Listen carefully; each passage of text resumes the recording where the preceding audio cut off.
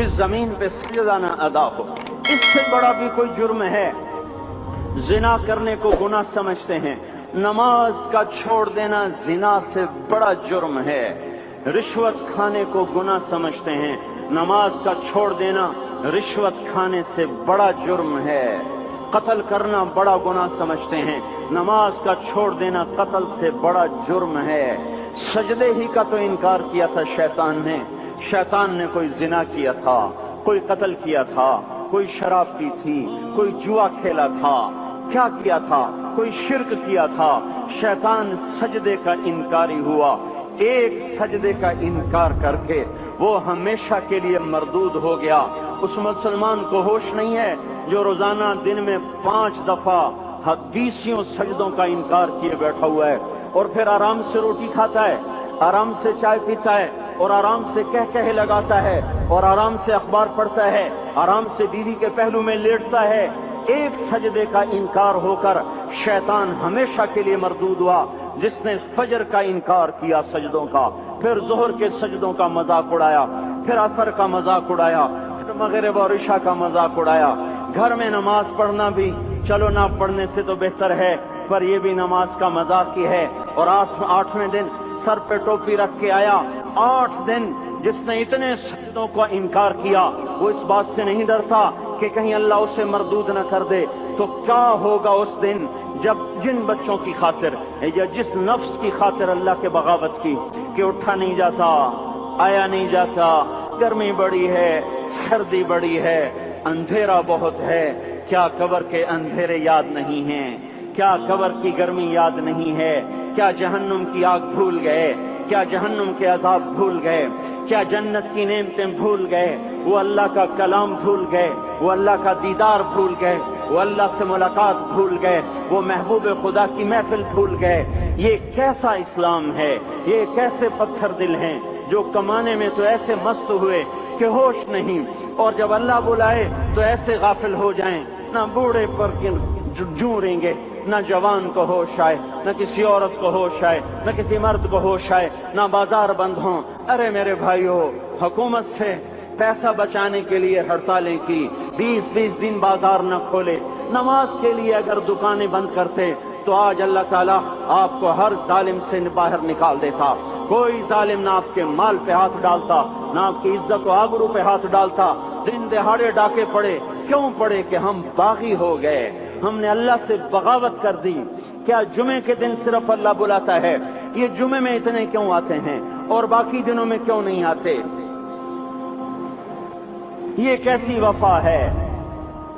اور ایسا وفاؤں والا اللہ کہ زمین بولے اے اللہ اجازت دے میں گلستان کالونی کو نگل جاؤں، سمندر بولیں مولا اجازت دے ہم چڑھ جائیں، فرشتے بولیں اے اللہ اجازت دے ہم انہیں ہلاک کر دیں، اور جس کے سجدے کا انکار ہوا پڑا، جس کا 8 بازاروں میں جس کی شریعت کا مذاق اڑایا جا رہا، وہ جس کوئی غیرت خود جوش میں آ رہی کہ یہ میرے بنے ہوئے گندے پانی کے بنے ہوئے نطفے سے بنے ہوئے، میری غذا کھا کر، میرا رزق کھا کر، میری ہواؤں سے زندہ، میرے پانیوں سے زندہ، میری روٹی سے زندہ، میرے دیے ہوئے گوشت سے زندہ، میرے دیے ہوئے نظام سے زندہ، یہ میرے ہی منکر بن گئے۔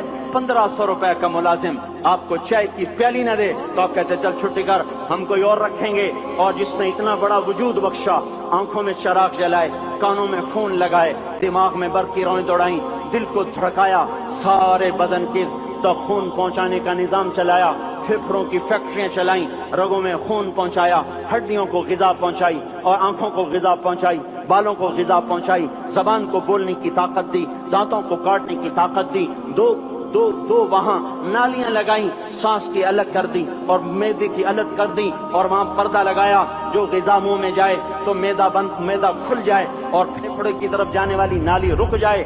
جو اللہ اتنی حفاظت کرے کہ آپ کا لقمہ آپ کے معدے میں جائے، وہ 2 ہی تو یوں ساتھ ہیں، بالکل یوں ایک ساتھ، اور وہ اللہ اتنی طاقت والا کہ سانس کی نالی بند کرے اور معدے کی نالی کا منہ کھولے اور غذا کو منہ میں سے گزار کر وہ معدے میں پہنچائے، پھر ایک زبردست طاقتور نظام چلائے، اس کو توڑ کے آنتوں میں پہنچائے، پھر کروڑوں قسم کی فیکٹریوں کو حرکت دے اور اس میں سے خون کو کھینچے، غذاؤں کو کھینچے، پھیپھڑے کو غذا، خون کو غذا، خون خود غذا لے کے چل رہا، آنتوں کو غذا، دماغ کو غذا، ہڈیوں کو غذا، ناخن کو غذا۔